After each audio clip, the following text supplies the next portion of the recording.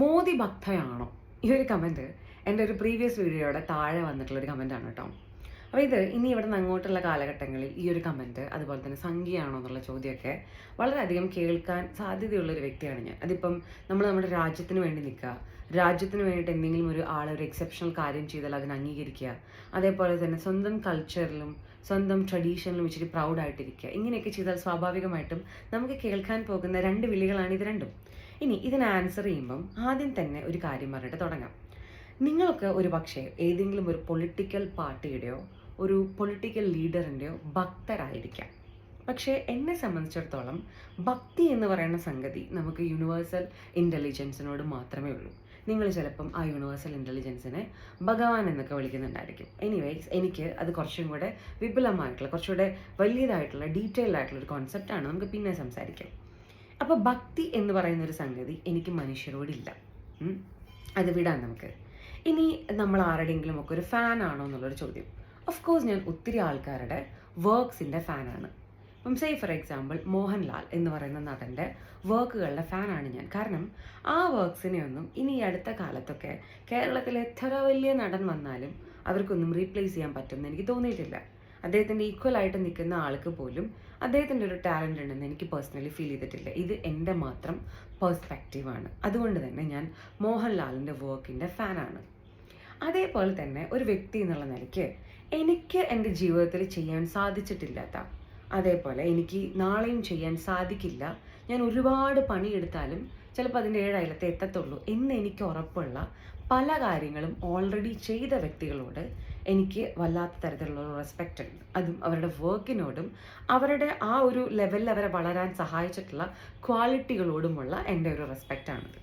അങ്ങനെ നോക്കിയാൽ of course Modi എന്ന് പറയുന്ന ഇന്ത്യയുടെ പ്രൈം മിനിസ്റ്ററോട് എനിക്ക് നല്ല റെസ്പെക്റ്റ് ഉണ്ട്.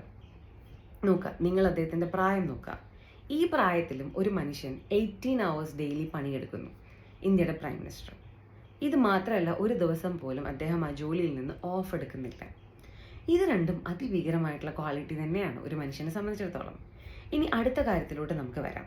ഈ ലീഡർഷിപ്പ് ക്വാളിറ്റി, ഇനി ഇദ്ദേഹത്തിൻ്റെ ലീഡർഷിപ്പ് ക്വാളിറ്റി, അതേപോലെ തന്നെ ഡിസിഷൻ മേക്കിങ്ങിനുള്ള കഴിവ്, എന്തെങ്കിലും ഒരു കാര്യം തീരുമാനിച്ചാൽ അത് ഭയങ്കര ഫാസ്റ്റായിട്ട് എക്സിക്യൂട്ട് ചെയ്യാനായിട്ടുള്ള കഴിവ്, അതൊക്കെ ഇത്രയും നാൾ ഇന്ത്യ ഭരിച്ചിട്ടുള്ള പ്രൈം മിനിസ്റ്റേഴ്സിനുണ്ടായിരുന്നോ എന്നത് നിങ്ങൾ സ്വയം പരിശോധിക്കേണ്ടുന്ന ഒരു കാര്യമാണ്.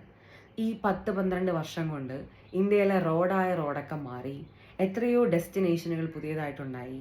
ഇവരുടെ നിങ്ങൾക്ക് ഇഷ്ടപ്പെട്ട കാര്യമായിരിക്കും, നിങ്ങൾക്ക് ഇഷ്ടപ്പെടാത്ത കാര്യമായിരിക്കും. ഇവർ ഈ ഒരു പ്രകടന പത്രികയിലൊക്കെ എഴുതിയിട്ടുള്ള പല കാര്യങ്ങളും ടപ്പയെന്ന് പറഞ്ഞിട്ടാണ് എന്ത് ചെയ്യുന്നത്, നടപ്പിലാക്കിക്കൊണ്ടിരിക്കുന്നത്. അപ്പോൾ ഇതൊക്കെയും ഒരു ലീഡറിൻ്റെ എക്സെപ്ഷണൽ ക്വാളിറ്റീസ് തന്നെയാണ്. ഇനി എനിക്ക് വളരെ ഇംപ്രസീവായിട്ട് തോന്നിയിട്ടുള്ളൊരു സ്കില്ലിലോട്ട് വരാം. ഞാൻ പറഞ്ഞിട്ടുണ്ട് മുമ്പും, ഇദ്ദേഹം ഒരു കിടിലൻ ഒറേറ്റർ ആണെന്നുള്ളൊരു കാര്യം. നിങ്ങൾ ചിലപ്പോൾ കളിയാക്കുമായിരിക്കും. പക്ഷേ നിങ്ങൾ മനസ്സിലാക്കേണ്ടത്, ഈ ഒരു ആളിൻ്റെ ഈ ഒരു സംസാരിക്കാനും ഓഡിയൻസിനനുസരിച്ചിട്ട് എങ്ങനെ സംസാരിക്കണമെന്ന് മനസ്സിലാക്കാനും ആളുകളെ കയ്യിലെടുക്കാനുമായിട്ടുള്ളൊരു കഴിവെന്ന് പറയുന്നത് അതൊരു എക്സെപ്ഷണൽ ക്വാളിറ്റി തന്നെയാണ് ഒരു ലീഡറിനെ സംബന്ധിച്ചിടത്തോളം. ഇപ്പം നിങ്ങൾ തന്നെ ആലോചിക്കുക, ഭയങ്കര മോദി വിരോധികളായിരിക്കും നമ്മുടെ നാട്ടിലെ പല ആൾക്കാരും. അത് വാട്ടെവർ, അവരുടെ ഇഷ്ടം. ക്രിട്ടിസൈസ് ചെയ്യുന്നതൊക്കെ ഓരോരുത്തരുടെ ഫ്രീഡമാണ്, അതൊക്കെ അവിടെ നിൽക്കട്ടെ. നിങ്ങൾ പോലും ഈ ദുരന്തർ സിനിമയ്ക്കകത്ത് ഘർ മേ ഘുസ് കെ മാരേഗ എന്ന് പറയുന്ന ഡയലോഗ് ഭയങ്കര ഭീകരമായിട്ട് പറഞ്ഞു നടന്നിട്ടുണ്ടായിരിക്കും. അത് കേട്ടിട്ട് കിടിലൻ എന്നൊക്കെ പറഞ്ഞിട്ടുള്ള ആൾക്കാരായിരിക്കും. ഞാൻ കണ്ടിട്ടുണ്ട് പല മോദി വിരുദ്ധരും ഇങ്ങനത്തെ ഡയലോഗ്സ് പല സ്ഥലത്ത് പോസ്റ്റ് ചെയ്യുന്നതും സിനിമയെ അപ്രീഷിയേറ്റ് ചെയ്യുന്നതൊക്കെ. ഈ ഡയലോഗ് ആക്ച്വലി പറഞ്ഞത് നമ്മുടെ പ്രൈം മിനിസ്റ്റർ ആയിട്ടുള്ള മോദിയാണ്. അദ്ദേഹം ഒരു സ്ഥലത്തെ ഇലക്ഷൻ പ്രചാരണത്തിൻ്റെ ഇടയിലോ മറ്റോ പറഞ്ഞൊരു ഡയലോഗാണിത്. അപ്പം ആളുടെ ഒരു ഡയലോഗിന് ഇത്ര സ്വീകാര്യത കിട്ടുന്നുണ്ടെങ്കിൽ ആ ആളിൻ്റെ ഒരു സ്കിൽ എന്തായിരിക്കും സംസാരിക്കാനുള്ളത്? ചുമ്മാ നിങ്ങൾ തന്നെ ആലോചിച്ചാൽ മതി. ഇനി അതൊക്കെ നമുക്ക് വിടാം. നിങ്ങൾ ചിലപ്പോൾ അദ്ദേഹത്തിനെ ഒരു വിഡ്ഢിയെന്നും ഇതൊന്നും ഒക്കെ പറയുന്നുണ്ടായിരിക്കും. എനിക്ക് അങ്ങനൊരു ചിന്തയില്ല. കാരണം എന്താ വെച്ചാൽ, നിങ്ങൾ എന്നെ കളിയാക്കുന്നത് പോലെ ചായക്കടക്കാരൻ്റെയൊക്കെ വീട്ടിൽ ജനിച്ചിട്ട്, അല്ലെങ്കിൽ ചായക്കടയൊക്കെ ഉള്ള ഒരു വീട്ടിൽ ജനിച്ചിട്ട് ഗുജറാത്തിൻ്റെ CM ആയിട്ട് ഇത്രയും കാലം ഇരിക്കുക, അതേപോലെ തന്നെ ഇന്ത്യയുടെ പ്രൈം മിനിസ്റ്ററായിട്ട് ഇത്രയും കാലം ഇരിക്കുക എന്നൊക്കെ പറയുമ്പം അവിടം വരെ എത്താനായിട്ടുള്ള ഒരു പർട്ടിക്കുലർ സ്കിൽ അദ്ദേഹത്തിന് ഉണ്ടാവില്ല. എന്താണ് വേറെ ചില ആൾക്കാർ കിണഞ്ഞ് പരിശ്രമിച്ചിട്ട് ആ ഒരു പൊസിഷനിലോട്ട് എത്താൻ സാധിക്കാത്തത്? സോ ഇതൊക്കെ ഒരാളുടെ സ്കില്ലാണ്. ഇപ്പം നമ്മളതിനെ അംഗീകരിക്കാൻ പഠിക്കുക. ഒന്നാമത്തെ കാര്യം, നിങ്ങൾ ഒരാളിനെ ഇഷ്ടപ്പെടുന്നില്ല എന്ന് കരുതിയിട്ട് അയാളുടെ കഴിവുകൾ അംഗീകരിക്കാണ്ടിരിക്കുന്നത് പ്യുവർ ജലസിയിൽ നിന്ന് വരുന്ന ഒരു കാര്യമാണ്. ഇനി രണ്ടാമത്തെ കാര്യം എന്ന് പറയുന്നത്, ചിലപ്പോൾ അത് വരുന്നത് നിങ്ങൾ ഇഷ്ടപ്പെടുന്ന ലീഡേഴ്സിന് ഇദ്ദേഹത്തിൻ്റെ അടുത്ത് നിൽക്കാൻ അല്ലെങ്കിൽ ഇദ്ദേഹത്തിൻ്റെ ഈ സ്കില്ലിനെ മാച്ച് ചെയ്യാൻ പറ്റുന്നില്ല എന്ന തിരിച്ചറിവ് കൊണ്ടുണ്ടാവുന്ന ജലസി കൊണ്ടുമായിരിക്കാം.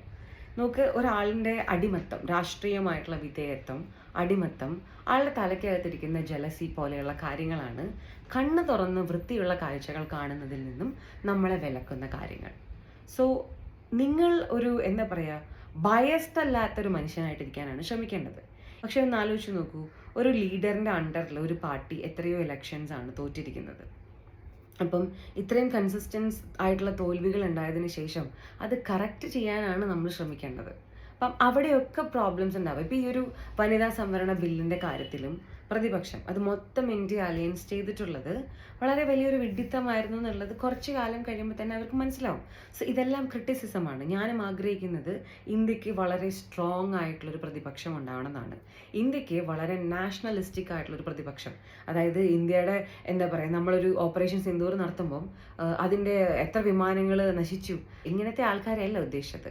ഇന്ത്യയുടെ ഒപ്പം നിൽക്കുന്ന, ഇന്ത്യക്കൊരു പ്രശ്നം ഉണ്ടാകുമ്പോൾ ഭരിക്കുന്ന ആരാണെന്ന് നോക്കാതെ രാജ്യത്തിൻ്റെ ഒപ്പം നിൽക്കുന്ന, അങ്ങനെയൊക്കെ നാഷണലിസ്റ്റിക് ആയിട്ടുള്ള വളരെയധികം എക്സെപ്ഷണൽ വർക്ക് ചെയ്യാൻ റെഡി ആയിട്ടുള്ള ഒരു പ്രതിപക്ഷത്തിനെ ഞാനും ആഗ്രഹിക്കുന്നു. കാരണം സ്ട്രോങ് ആയിട്ടുള്ളൊരു പ്രതിപക്ഷം ഉണ്ടായാൽ മാത്രമേ ഈ രാജ്യം എപ്പോഴും ഡെമോക്രാറ്റിക് ആയിട്ട് നിലനിൽക്കൂ എന്നെനിക്കും ബോധ്യമുണ്ട്.